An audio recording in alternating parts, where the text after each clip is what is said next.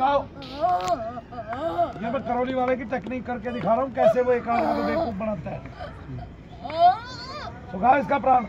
साले के हाथ पीछे लगा दो, गर्दन नीचे झुका दो। तो शनि धाम के दूतों की ऐसे उसके पास उसका गुरु प्रेत बन के रहता है। वो प्रेत शरीर में घुसाता है, आदमी को दबाव देता है, हाजिरी देता है, वो शांत हो जाता है और कहता है तेरी सारी समस्याएं खत्म। चलो इसको शांत करके नीचे भेज दो तुरंत के तुरंत। बस क्या नाम बेटा? क्या हो रहा है?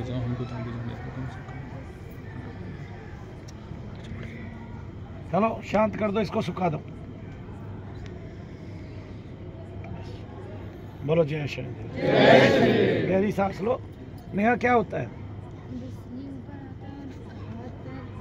ऊपर नहीं, खत्म कर दिया, पकड़ा दिया, ठीक है। अब आसमान में गायब कर दिया उसको, आज ही खत्म सदा के लिए। अच्छा ये बता नेहा, क्या कहते हैं कि अभी कुछ महसूस हो रहा है? उछलो उछलो उछलो खूब खुशी से। आ गया समझ में? बच्ची के अंदर प्रेत अभी भी है, लेकिन करौली वाला तब तक 1.5 लाख रुपए ले चुका है। सामने गई, ऐसे किया, 5,000 रुपये मिलने के ले लिए। मतलब देश को बेवकूफ़ बनाया जा रहा है। और एक उसके माध्यम से ही नहीं, सारी दुनिया में एक ही काम चल रहा है, हाजिरी दो पैसा लो, हाजिरी दो पैसा लो।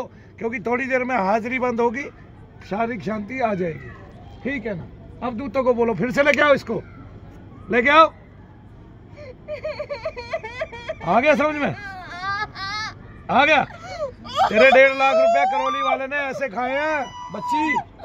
कैसे खाए हैं? ऐसे खाए, और तेरे नहीं, आधे हिंदुस्तान के पैसे खा गया वो योगी राज के राज में सबसे बड़ा गुंडा है। यानी कि ये समझ लो, अगर योगी राज राम राज ला रहे हैं यूपी में, तो रावण साथ साथ वहीं के वहीं बैठा है उनकी दाल दलने के लिए। बस क्या बताऊं, आगे समझ में?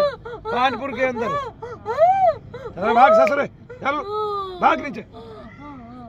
आगे ये झाप से धीरे धीरे कटेगा, ना कि एक साथ कटेगा। एक साथ के चक्कर में सारी दुनिया के लोग 1.5 लाख रुपया दे के आ रहे हैं और उसको बना रखे है ससुरे को बादशाह, ठीक है। वो वैन भर के रोजाना नोट लेके जाता है, उसमें बहुत सारे बड़े बड़े लोगों का खेल शामिल है। किसी को 50 देता है, किसी को 25 देता है। वो गरीबों का उद्धार करने के लिए थोड़ी ना बैठा है। किसको पड़ी है इन बच्चियों की? किसको पड़ी है? जिसको पड़ी है उसका तो हृदय कांपता है। वो रात भर जाप कर करके सोता है। उसके धाम में जो लोग आते हैं, वो मिले ना मिले किसी से, सबके लिए प्रार्थना करेगा अपने घर पे बैठ के जरूर।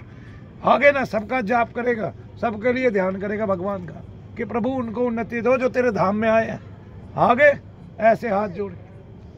हाँ, उसको किसी गरीब बेटी का पढ़ा है और किसी को नहीं पढ़ा है। किसी का भी नहीं पढ़ा, वो किसी का भी नहीं। बस अपने बच्चे के लिए अरबों रुपए का व्यापार इकट्ठा कर रखे है उसने, अरबों खरबों का। कोई सोच नहीं सकता। अरे जिसके पास गाड़ी 2 करोड़ रुपए की है, उसकी सोच लो क्या औकात है। उसने ये औकात बना रखी है, बस पैसे वाली, और कुछ नहीं है। दुनिया को पैसे से खरीदना चाहती है दुनिया, और कुछ नहीं। केवल पैसे का बोलबाला रह गया, उसी की भाषा समझते हैं सब। ना जाने क्यों इंसानियत कहाँ मर गई है, कहाँ नहीं मर गई है। इसलिए सीख लो, तैयार हो जाओ। आए हो बीमार, दूसरों की बीमारियों को ठीक करने लग जाओ, और अपना संकल्प जो है वो इतना तीव्र कर दो कि इन चीज़ों को भागना ही भागना पड़े। बस केवल ये विद्या दुनिया के पास है। एक और बैठा था ससुरा, वो भी क्या कहते हैं, वो वहाँ बैठा था, आगे है तो सही, वो क्षेत्र है बेंगलोर है, कहाँ है, वहाँ पे बैठा था जाके, और वहाँ भी वो पैसे कमा रहा था। ऐसे ही करके हाजिरी देता था और वो कर देता था। हाजिरी देने के बाद हाजिरी टूटेगी जरूर, आदमी को आराम जरूर महसूस होगा, फिर कहेगा तू ठीक हो गया जा। अब अगली बार आया तो जब भाई किसी ने फिर पकड़ लिया, कोई दूसरी चीज़ है, या मैंने तो वो तो भेज दिया था, ये तो दूसरा आ गया, ठीक। या फिर फेरों में बंधा हुआ, भाई मेरे से नहीं होगा, छूट गया पीछा, आया, ठीक है। या फिर भाई मैंने बता तो दिया, मेरे से नहीं होगा, मैंने तो इतने पैसे ले रहे थे, ले लिए, काम खत्म। मांग ही नहीं सकते वापस। एक पर्ची तक आदमी के हाथ में नहीं होती है कि मैं 2100 रुपये की पर्ची देता था, यहाँ भी आके 2 आदमी उसका पैसा ले गए थे, मैंने पर्ची काटनी बंद कर दी, काम खत्म। मांगो किससे मांगोगे पैसे, ठीक है। क्या कहते हैं, ईमानदार आदमी तो काम करे किसी भी स्तर पे, कितनी भी मेहनत करे आपके लिए, उसको तो उसके यहाँ तो आपके 10 रुपये भी दिखेंगे। कोई डॉक्टर आपको 2 करोड़ रुपया ले ले, 40 लाख रुपया ले ले, सब भाग दिखा के, वो ठीक है।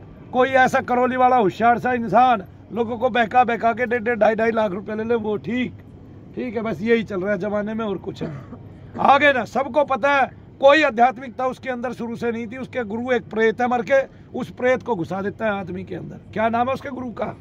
राधा और वो किसको पुजवाता है उस मूर्ति में? है राधा रमन को पूजवाते एक और भी तो है, एक महिला बैठती है तानपुरा से लेके, कामाख्या है वो। कामाख्या माता की फोटो भी है वो। नहीं, उसके पीछे गुरु माता है, उसके पीछे गुरु माता की पूजा करता है। कामाख्या माता नहीं करता है वो, नहीं करता ना। उसी मंदिर में कामाख्या माता का है। और वे दो है ना, दो प्रेत है, एक गुरु माता है, एक वो गुरु। वे दो प्रेत है, वे दूसरों के अंदर घुसते हैं, वे पैसे कमा रहे हैं उसको, वो सामने करके दिखाता है तो इसके अंदर घुस, ये कर ऐठत दे, ये कर हराम जादे, अबे ब्रह्मा जी बन जाएगा, शक्ति स्तंभित, ऐसे करता है। 5-5 हजार रुपये में टीम आती है दूर दूर प्रदेशों से, वो आगे नाटक करती है, एक एक वीडियो बनाती है, 20-30 हजार रुपये उनको दे देता होगा, फिर वहाँ पड़े रहते हैं लोग नाटक करने के लिए। वो आदमी जब जाता है अपनी सारी प्रक्रिया करके ही क्यों हटता है? इसका मतलब वहाँ सब्ज बाग दिखाए जाते हैं। ये कहा जाता है दरबार इतना ऊंचा है, इतना ऊंचा है, इतना ऊंचा है, नहीं कुछ भी नहीं। समझे बेटे? आगे ना, जैसे एक आदमी ने नया रेस्टोरेंट बनाया, मैंने जोगढ़ के छावला स्टैंड से खाना लेके आता था, 1000 रुपये का खाना लेके आया, 30-24 आदमियों ने खा लिया। ठीक है, फिर एक आदमी ने कहा जी मैंने रेस्टोरेंट बनाया भाई साहब, मैंने उसके यहाँ से 2000 का खाना मंगा लिया, आदमी थे हम 7। ठीक है जी, वो 7 में भी 3 भूखे रह गए। आ गया समझ में?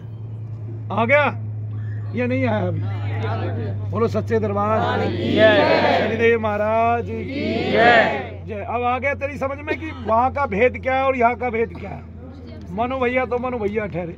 आगे ना, तू कल से आई भी है, तब से भी 3 बार मिल चुकी है मुझे, और तेरे नाम का स्पेशल बैठ के जाप किया मैंने सबके बीच में, किया कि नहीं? हाँ, और सब चीज़ों को याद रखता हूँ, और तेरे को ठीक करके ही भेजेंगे हम यहाँ से। कभी कोई ये समझाओ, लेकिन धीरे धीरे रोजाना थोड़ा थोड़ा करके, तब भी ठीक कर देंगे। हाँ कह दो।